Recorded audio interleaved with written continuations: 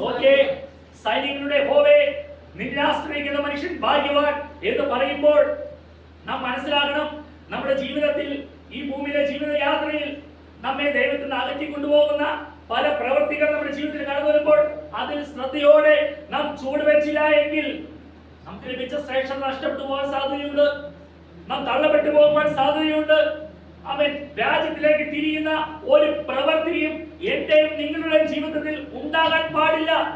കാരണം എന്റെ പാപത്തിൽ നിന്ന് പരിഹാരം വരുത്തി എന്റെ വിശുദ്ധിയുടെ പദവിയിൽ ദൈവം വിശുദ്ധനായിരിക്കുന്ന പോലെ അതുപോലെ ഒരു വിശുദ്ധിയുടെ പദവിയിലേക്ക് ദൈവം എന്നെ കരം പിടിച്ച് ഉയർത്തിയിട്ട് തിരിച്ച് വ്യാജത്തിലേക്ക് പോകുന്ന ഒരു പ്രവൃത്തി ഉണ്ടാകാൻ പാടില്ല. സങ്കീർത്തനം 40-4 വാക്യം വായിച്ച പോലെ യഹോവയെ തന്റെ ആശ്രയമാക്കി കൊള്ളുകയും നിഗളിയെയും വ്യാജത്തിലേക്ക് തിരിയുന്നവരെയും ആദരിക്കാതിരിക്കുകയും ചെയ്യുന്ന മനുഷ്യൻ ഭാഗ്യവാൻ. ആമേൻ. നിഗളികളോട് ദൈവം എന്ത് ചെയ്യുന്നു? വചനം പറഞ്ഞ് എതിർത്ത് നിൽക്കുന്നു. ഒരു നിഗളിയാണെങ്കിൽ ആ നിഗളിയുടെ കൂടെ നിൽക്കാൻ വ്യവസ്ഥയില്ല. ഈ വ്യാജത്തിലേക്ക് തിരിയുന്ന സ്വഭാവമാണെങ്കിലോ നമ്മെ ദൈവത്തിൽ നിന്ന് അകറ്റുന്ന പ്രവൃത്തിയാണോ ഉണ്ടാകുന്നെങ്കിലോ അവരുമായി കൂട്ടുകൂടുവാൻ ഒരു ദൈവവേദന വ്യവസ്ഥയില്ല. അവൻ രാജ്യത്തിലേക്ക് തിരിയുന്നവരെ ആദരിക്കാതിരിക്കുന്ന മനുഷ്യൻ ഭാഗ്യവാനാ. എന്നെ കേൾക്കുന്ന പ്രിയമുള്ളവരെ, നമ്മുടെ ജീവിത യാത്രയിൽ അങ്ങനെ എന്തെങ്കിലും രാജ്യത്തിലേക്ക് തിരിയുന്ന ഏതെങ്കിലും പ്രവൃത്തിക്ക് ഞാൻ നിങ്ങൾ കൂട്ടുനിന്നിട്ടുണ്ടോ? കൂട്ടുനിന്നിട്ടുണ്ടെങ്കിൽ നമ്മൾ മനസ്സിലാക്കണേ, വില കൊടുത്തവരെ ഇതെല്ലാം കണ്ടുകൊണ്ടിരിക്കുക. എനിക്ക് നിങ്ങൾക്ക് വേണ്ടി കാൽവരിയിൽ രക്തം വില കൊടുത്തു വാങ്ങിയ കർത്താവായ യേശു ക്രിസ്തു ദുഃഖിക്കുന്ന ഒരു പ്രവൃത്തി നമ്മുടെ ജീവിതത്തിൽ ഉണ്ടാകാൻ പാടില്ല. അറിയാതെ ചെയ്യുന്ന പാപങ്ങളെല്ലാം ദൈവം നമ്മോട് ക്ഷമിക്കും.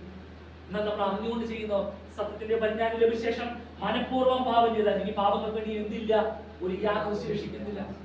കേൾക്കുന്ന പ്രിയമുള്ളവരെ, നമ്മളെല്ലാവരും ഭാഗ്യമുള്ളവരാണ്. പൗരോഹിത്യന്മാര് പറയുന്ന പോലെ സൈനികരുടെ യഹോവേ നിന്നെ ആശ്രയിക്കുന്ന മനുഷ്യൻ ഭാഗ്യവാൻ. ആമേൻ, ആമേൻ. നിന്നെ ആശ്രയിക്കുന്ന മനുഷ്യൻ ഭാഗ്യവാൻ. എന്നെ കേൾക്കുന്ന പ്രിയമുള്ളവരെ, കർത്താവായ യേശു ക്രിസ്തുവിൽ ആശ്രയിക്കുന്ന ഞാൻ നിങ്ങളും ഭാഗ്യമുള്ളവരല്ലേ? കാരണം എന്താ? എനിക്ക് വേണ്ടി കർത്താവായ യേശു ക്രിസ്തു ഭവനം ഒരുക്കുക. ഇനി നമ്മെ ചേർക്കുവാൻ വീണ്ടും കടന്നു വരും. അവൻ സ്വർഗത്തിൽ നിന്ന് കടന്നു വരുന്ന ഒരു അനുഭവമുണ്ട്. അന്ന് ക്രിസ്തുവിൽ മരിച്ചവർ മുമ്പേ ഉയർത്തെഴുന്നേൽക്കും. പിന്നെ ജീവനോടെ ശേഷിക്കുന്ന നാം ഓരോരുത്തരും രൂപാന്തരപ്പെട്ട് കർത്താവിനോട് കൂടെയായിരിക്കും. ഇത് നമ്മുടെ ഒരു ഭാഗ്യ പദവിയാ. അതിനുവേണ്ടി തയ്യാറോട് കൂടി ഇരിക്കുമ്പോൾ നമ്മൾ ആരെങ്കിലും രാജ്യത്തിലേക്ക് തിരിക്കുന്ന ഏതെങ്കിലും ദുഷ്ടചിന്തകൾ കൊണ്ടുവരുന്നുണ്ടെങ്കിൽ അതിലേക്ക് തിരിയരുത്.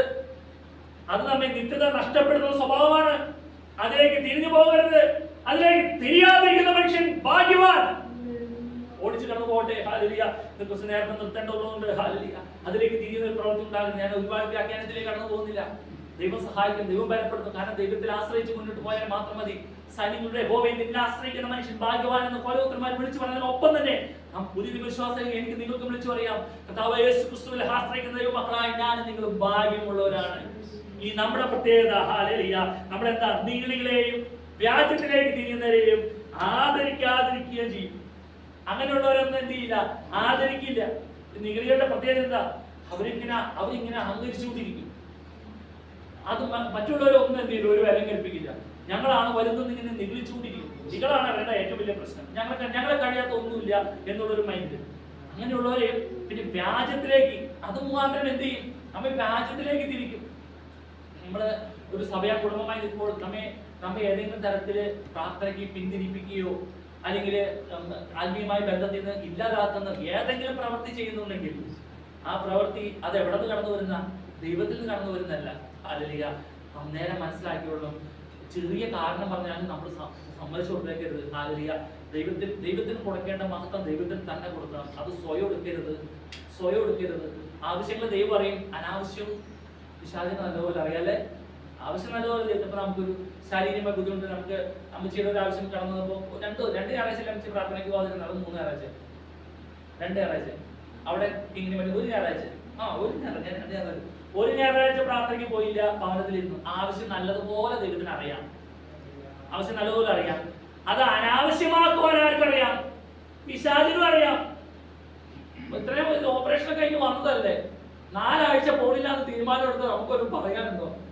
അത് അനാവശ്യമാണെന്ന് ആർക്കറിയാം? പിശാചിനറിയാം. ആവശ്യം ദൈവത്തിന് അറിയാം. ഒരു ഞായറാഴ്ച ഭവനത്തിൽ വിശ്രമിച്ചു, അടുത്ത ഞായറാഴ്ച നിങ്ങൾക്ക് അറിയോ തന്നെ നടന്നുപോയി. അവർ കാർമോന്ന് വരാനിരുന്നപ്പോഴേക്കും അമ്മച്ചി വിടുന്ന തന്നെ അത് ദൈവത്തോടുള്ള സ്നേഹമാണത്. അത് ഇന്ന് ചുരുങ്ങിക്കൊണ്ടിരിക്കുന്ന കാലഘട്ടത്തിൽ ഞാൻ നിങ്ങൾ വസിക്കുന്നത് ചെറിയൊരു പല്ലുവേദന മതി പ്രാർത്ഥന മുടക്കി വീട്ടിൽ കുത്തിയിരിക്കാൻ. അത് കഴിഞ്ഞ് മറ്റുള്ള പണികളെല്ലാം ചെയ്യില്ലേ, ഓടി നടക്കൂലേ? പ്രാർത്ഥനയുടെ 2.5 മണിക്കൂർ ചുമ്മാ നേരം കളഞ്ഞ് എത്ര ആളുകൾ വീട്ടിൽ നേരം കളയുമെന്ന് അറിയൂ? ആലോചിച്ച് നോക്കി, എത്രയോ ആളുകൾ നേരം കളയുന്നു. പക്ഷെ അതുമേലെല്ലാം ജയമെടുക്കാൻ സാധിച്ച ദൈവമക്കളാ, ഭാഗ്യം നിറഞ്ഞവർ. നിഗളികളെയും വ്യാജത്തിലേക്ക് തിരിഞ്ഞവരെയും ആദരിക്കാതിരിക്കുകയും ചെയ്യുന്ന മനുഷ്യൻ ഭാഗ്യവാൻ. ഇന്ന് അങ്ങനെയുള്ളവരെ താങ്ങിക്കൊണ്ടുവരാൻ കുറെ പേരുള്ളത് കൊണ്ട് അതിങ്ങനെ പോയിക്കൊണ്ടിരിക്കുക, ഈ യാത്ര ഇങ്ങനെ നീങ്ങിക്കൊണ്ടിരിക്കുക. പക്ഷെ വചനത്തിനൊരു മാറ്റവുമില്ല. വചനം പറയുന്നതനുസരിച്ച് മുന്നോട്ട് പോകാതെ ആര് ചൂട് വയ്ക്കുന്നതോ അവർക്ക് നിത്യത പ്രവേശിക്കുവാൻ കുറച്ച് ബുദ്ധിമുട്ടാണ്.